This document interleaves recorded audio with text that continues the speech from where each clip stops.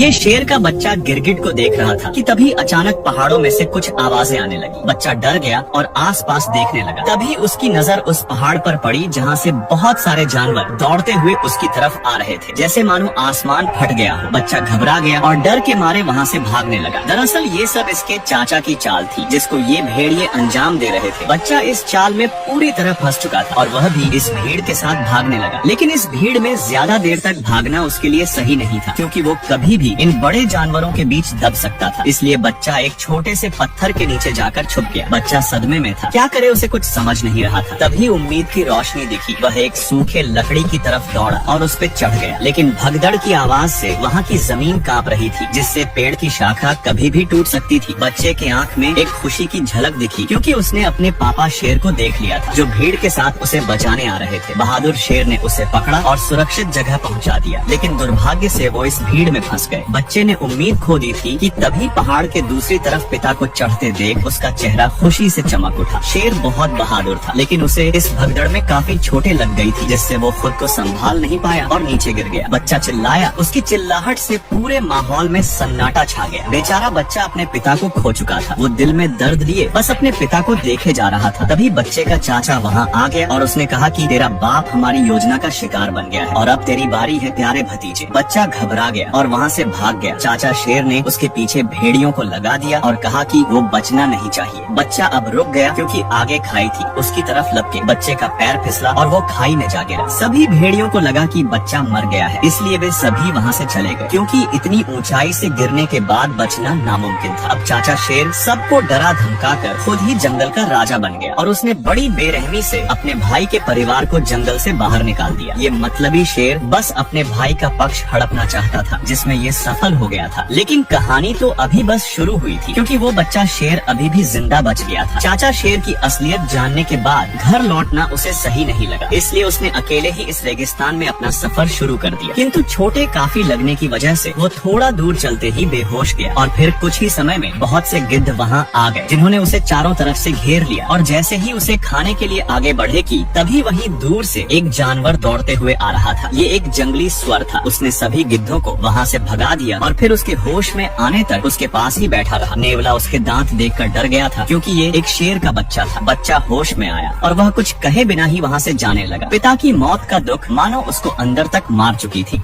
अब वो बच्चा उदास होकर यहाँ से जा रहा था। तभी नेवला और सुअर उससे बात करने की कोशिश करते हैं और बातों ही बातों में वे अच्छे दोस्त बन जाते हैं। वो दोनों उसको हौसला देते कि जिंदगी में हर कोई अपनों को खोता है, ये नियति का नियम है, लेकिन इसका मतलब ये तो नहीं कि जीना ही छोड़ दिया जाए और तुम तो एक बहादुर शेर के बेटे हो। ये सुनकर बच्चा बहुत अच्छा महसूस करता है। अब ये दोनों इसे अपने जंगल लेकर जाते हैं। जंगल को देखकर बच्चा शेर को बहुत अच्छा लगता है, लेकिन यहाँ के जानवर बच्चा शेर को देखकर हैरान थे कि ये शेर का बच्चा इनके जंगल में कहाँ से आया, क्योंकि इनका मानना था कि शेर कभी भी इनके हितैषी नहीं हो सकते। लेकिन नेवला और सुअर ने किसी की बात नहीं मानी और कुछ समय बाद सब लोग साथ में मिलकर रहने लगे। ऐसे ही साथ में रहते रहते कुछ साल बीत गए। अब वो बच्चा बड़ा हो चुका था, जिसको सब सिम्बा के नाम से जानते थे, जो बिल्कुल अपने पिता की तरह ही दिखता था। इधर चाचा शेर ने जंगल में टहलका मचा रखा था। वह अपनी भूख मिटाने के लिए निर्दोष जानवरों की हत्या करता। समय के साथ इसका लालच और भी ज्यादा बढ़ गया था। इसके राज्य में किसी को भी खाना नसीब नहीं होता था, क्योंकि ये अपने सिवा किसी को शिकार नहीं करने देता था, जिससे सिम्बा के परिवार वाले हमेशा भूखे रह जाते थे। लेकिन फिर भी सिम्बा के परिवार वाले बहुत बेबस थे। वे कुछ नहीं कर सकते थे, क्योंकि उनके चारों तरफ चाचा शेर का दबदबा था। और सिम्बा की माँ भी बहुत बहादुर थी। वह बोलती है कि हम अपने गौरव भूमि को ऐसे नहीं छोड़ सकते और न ही हम ऐसे भूखे मर सकते हैं। हमें कुछ न तो कुछ करना चाहिए। सभी उसकी बातों में हामी भरने लगते हैं कि तभी दूसरी शेरनी कहती है, लेकिन उस शेर के खिलाफ जाएगा कौन? किसमें इतनी हिम्मत है? तभी वहाँ भेड़िया आ जाता है और सिम्बा की माँ को अपने साथ लेकर जाता है। सब डरे थे कि अब क्या होने वाला है। सिम्बा की माँ शेर के पास जाती है तो शेर ने कहा कि मुझे पता है तुम लोग क्या योजना बना रहे हो, लेकिन तुम्हारी कोई भी योजना काम नहीं करेगी। सिम्बा की माँ ने कहा, आखिर कब तक तुम ऐसे निर्दोष जानवर की हत्या करोगे? बंद करो ये सब। तभी शेर कहता है कि शिकार करना हमारा फितरत है, अगर हम शिकार नहीं करेंगे तो हम खाएंगे क्या? तो सिम्बा की माँ बोलती है, लेकिन तुम गलत तरीके से कर रहे हो, यह सब गलत है। तो गुस्से में आकर शेर आदेश देता है कि ये बचा कुचा शिकार भेड़िया खाएंगे और तुम्हारा परिवार आज भी भूखा मरेगा, और फिर वहाँ से चले जाता है। इधर सिम्बा पूरी तरह से जंगल में घुल मिल गया था। वह अपने परिवार को भूल ही चुका था, लेकिन रात के घने अंधेरे में वह तारों की तरफ देखते हुए अपने पिता को जरूर याद करता और उदास हो जाता, क्योंकि पिता के मौत का दोषी वो खुद को मानता था। उसी समय समय उसका एक बाल टूटकर पानी में गिर जाता है, जिसे घास समझकर एक चिड़िया उठाकर अपने घोंसले में ले आती है और दूसरी चिड़िया उससे फेंक देती है, क्योंकि वह जानती थी कि ये घास नहीं एक जानवर का बाल है। अब बाल उड़कर जमीन पर जा गिरता है। तभी उस बाल को उठाकर एक चींटी लेकर जाने लगती है। वहीं पास में बैठे बंदर की नजर उस बाल पर पड़ जाती है। वह उसे उठाकर पहचान जाता है कि ये बाल सिम्बा का है, जिससे वो अंदाजा लगा लेता है कि सिम्बा अभी भी जिंदा है। ये संदेश उसके लिए और पूरे जंगल के लिए एक खुशी का संदेश था। उसे एक उम्मीद मिल गई कि भगवान के घर में देर है पर अंधेर नहीं। यहाँ सिम्बा के दोस्त पर एक शेरनी हमला कर देती है। उस जंगल में शेरनी घुस चुकी थी। सिम्बा के दोस्त अपनी जान हथेली में लेकर भाग रहे थे, लेकिन शेरनी के रफ्तार के आगे वे दोनों कब तक टिक पाते। अब दोनों का जान बचाना मुश्किल था, लेकिन तभी वहाँ सिम्बा आ जाता है और हमला कर देता है। दोनों ही शेर जाबाज थे, फिर भी शेरनी उसके मुकाबले में आगे निकल गई। उसने सिम्बा को दबोच लिया, लेकिन सिम्बा उसे पहचान लेता है और उसे लाना कहकर पुकारता है। शेरनी समझ जाती कि ये कोई और नहीं बल्कि सिम्बा है, क्योंकि सिम्बा ही उसे इस नाम से पुकारता था। दरअसल दोस्तों, लाना सिम्बा के बचपन का प्यार था, जो उसे आज कितने सालों बाद मिला था। सालों की जुदाई से दोनों बहुत भावुक हो जाते हैं। अगर प्यार में सच्चाई हो तो वो कभी न कभी जरूर मिलता है, देर से ही पर मिलता है। लाना बहुत खुश थी कि सिम्बा अभी भी जिंदा है। तभी सिम्बा ने कहा, लाना ये मेरा जंगल है, यहाँ तुम्हें बहुत सुकून मिलेगा। तो लाना ने कहा, सिम्बा ये जंगल छोड़ो और अपने घर चलो। तुम्हारे चाचा शेर ने हम पर बहुत जुल्म किए हैं। उसने हमारे देवभूमि को नर्क बना दिया है। अब तुम्हें वापस चलना चाहिए। लेकिन सिम्बा जाने से मना कर देता है और लाना को यहाँ कुछ देर और रुकने को कहता है। लाना उसकी बात मान लेती है और फिर सिम्बा उसे पूरा जंगल घुमाने लगा। लाना को ये जंगल बहुत पसंद आया था। दोनों बहुत घूमते और बहुत सारी यादें बनाते। आखिरकार कितने सालों बाद सिम्बा अपने प्यार से मिला था। अब दोनों घूम ही रहे थे कि तभी लाना कहती है, अगर तुम जिंदा थे तो फिर घर क्यों नहीं आए? तुम्हें अपने लोगों की याद नहीं आती है क्या? तुम्हारे चाचा शेर ने हम सब पर बहुत जुल्म किए हैं, हमारी दुनिया ही उसने बर्बाद कर दी। तो सिम्बा कहता है, मुझे इससे कोई फर्क नहीं पड़ता, अब यही मेरी दुनिया है। सिम्बा पूरी तरह से बदल गया था। लाना ने कहा, सिम्बा तुम्हारे पिता बहुत बहादुर थे, लेकिन तुम उनके जैसे बिल्कुल भी नहीं हो। तुम तो बहुत मतलबी और डरपोक हो। लेकिन फिर भी सिम्बा जाने के लिए नहीं बोलता है, जिससे लाना गुस्से में वहाँ से चली जाती है। अब रात को सिम्बा उदास होकर जा ही रहा था कि उसे एक बंदर दिखता है। ये बंदर सिम्बा को जानता था, लेकिन सिम्बा इसे नहीं जानता था। बंदर उसके पास जाता है, लेकिन सिम्बा उसे पहचानने से इनकार कर देता। तो बंदर कहता है कि मैं तुम्हारे पिता को जानता हूँ और चाहो तो मैं तुम्हें उनके पास ले जा सकता हूँ। सिम्बा हैरान था, लेकिन खुश भी था कि शायद उसके पिता जिंदा है। अब दिल में उम्मीद लिए वह बंदर के पीछे दौड़ पड़ा। बंदर नदी के किनारे बैठ जाता है और सिम्बा को नदी में देखने को बोलता है। जब सिम्बा नदी में देखता तो उसे अपने में पिता की झलक दिखती है। बंदर कहता है कि तुम्हारे पिता तुम्हारे अंदर है, जिससे वह जोश में आ जाता है। तभी आसमान में बिजली चमकी और एक आवाज आई। ये आवाज उसके पिता शेर की थी, जो कह रहे थे कि बेटा तू जाबाज है, तुझे हमारी गौरव भूमि को बचाना है, क्योंकि हम एक जाबाज प्रजाति से हैं और शेर जंगल का राजा होता है। राजा ये सुनकर सिम्बा जोश से भर गया और अब उसके अंदर सोया हुआ शेर जाग चुका था। वो पूरी तरह से तैयार था। अपने गौरव भूमि को बचाने के लिए उसने जोर से दहाड़ लगाई और इस लड़ाई का आगाज कर दिया। अब यह सिम्बा का नया रूप था, जिसे हराना नामुमकिन था। सिम्बा अपने गौरव भूमि की तरफ निकल पड़ा और कुछ दूर पर उसे लाना भी मिल गई। लाना उसका यह रूप देखकर बहुत खुश हुई। अब दोनों साथ में अपने गौरव भूमि पर पहुंच चुके थे। अपने भूमि की ये हालत देख वह बहुत दुखी हो गया। तभी लाना कहती है, सिम्बा अब आगे क्या करोगे? सिम्बा ने कहा, अपनी भूमि की रक्षा करूंगा, जिसकी जिम्मेदारी मेरे पिता ने दी है। उसी समय एक पक्षी उसके पास आया। ये सिम्बा के परिवार का हिस्सा था। उसने सिम्बा को प्रणाम किया। कुछ देर बाद सिम्बा के दोस्त भी आ गए। वे जानते थे कि यह लड़ाई आसान नहीं होगी, लेकिन फिर भी वे उसके साथ खड़े थे। सिम्बा ने उन्हें समझाया कि इस राह में मौत है, तुम लोग वापस चले जाओ। तभी सुअर कहता है, हम जब तक जिंदा है तब तक तुम्हारा साथ देंगे। इस युद्ध में सभी जानवर सिम्बा के साथ कंधे से कंधा मिलाकर खड़े थे। अब सिम्बा सभी को अपने साथ लेकर आगे बढ़ा, लेकिन सामने रास्ते में कुछ भेड़िए भोजन कर रहे थे। सिम्बा ने उन सभी का ध्यान भटकाने की जिम्मेदारी अपने दोस्तों को दिया। नेवला और सुअर उनके सामने आ गए और भेड़ियों का ध्यान अपनी ओर खींच लिया। भेड़िए उन्हें देखकर दहाड़ते हुए दौड़े और इस बीच सिम्बा लाना के साथ दूसरे रास्ते से आगे बढ़ गया। दूर पहाड़ी पर बैठा बूढ़ा बंदर ये सब देख रहा था। उसकी आंखों में वर्षों का अनुभव और अब एक नई चमक थी। उसने अपने हथियार को फिर से उठाया, जिसे उसने मुफासा की मौत के बाद त्याग दिया था, लेकिन अब सिम्बा के लिए वो भी लड़ने को तैयार था। इधर चाचा शेर सिम्बा की माँ को अपनी रानी बनने को बोल रहा था। अगर उसने ऐसा नहीं किया तो वो उनके पूरे परिवार को खत्म कर देगा, लेकिन सिम्बा की माँ मना कर देती है। तो चाचा शेर कहता है, मैं मुफासा से ज्यादा शक्तिशाली हूँ। इस पर सिम्बा की माँ कहती है, तुम मुफासा के सामने भीगी बिल्ली हो। चाचा शेर गुस्से में आकर शेरनी पर हमला कर दिया। चाचा शेर की नीयत बहुत खराब थी। जिसकी नीयत खराब हो वो दूसरों का कभी भला नहीं कर सकता है। तभी एक खौफनाक दहाड़ की आवाज सुनाई दी। ये दहाड़ सिम्बा की थी। सिम्बा को देखकर चाचा शेर डर गया। उसे लगा कि ये उसका भाई है, क्योंकि सिम्बा बिल्कुल अपने पिता के जैसे दिखता था। तभी सिम्बा ने कहा कि दूर हो जाओ मेरी माँ से। शेरनी की आंखों से आंसू बह निकले। सालों बाद वो अपने बेटे को देख रही रही थी वो उसे गले से लगा लिया और कहा, बेटा इतने दिनों से कहाँ थे? तो सिम्बा कहता है, माँ अब मैं सब कुछ ठीक कर दूंगा। उसकी वापसी से जैसे पूरे परिवार को फिर से जीने की वजह मिल गई थी। अब उनकी जिंदगी में रोशनी आने वाली थी। सिम्बा को जिंदा देखकर चाचा शेर को बहुत गुस्सा आया और उसने कहा, भतीजे तुम्हें जिंदा देखकर बहुत खुशी हुई। सिम्बा ने कहा, काश चाचा तुमने थोड़ा अच्छा काम कर लिया होता तो शायद मैं तुम्हें आज छोड़ देता। तो चाचा शेर ने कहा, तमीज से बात करो, तुम इस जंगल के राजा के सामने खड़े हो। उसी समय लाना ने पूरे जंगल के सामने ऐलान किया, अब से हमारा राजा सिम्बा है और हम उसके लिए लड़ेंगे। सिम्बा के परिवार ने भी दहाड़ लगाकर युद्ध का आगाज किया। सिम्बा ने चेतावनी दी, अपनी हार स्वीकार कर लो चाचा, अब तुम्हारे पास कोई और रास्ता नहीं है। लेकिन चाचा शेर भी चालाक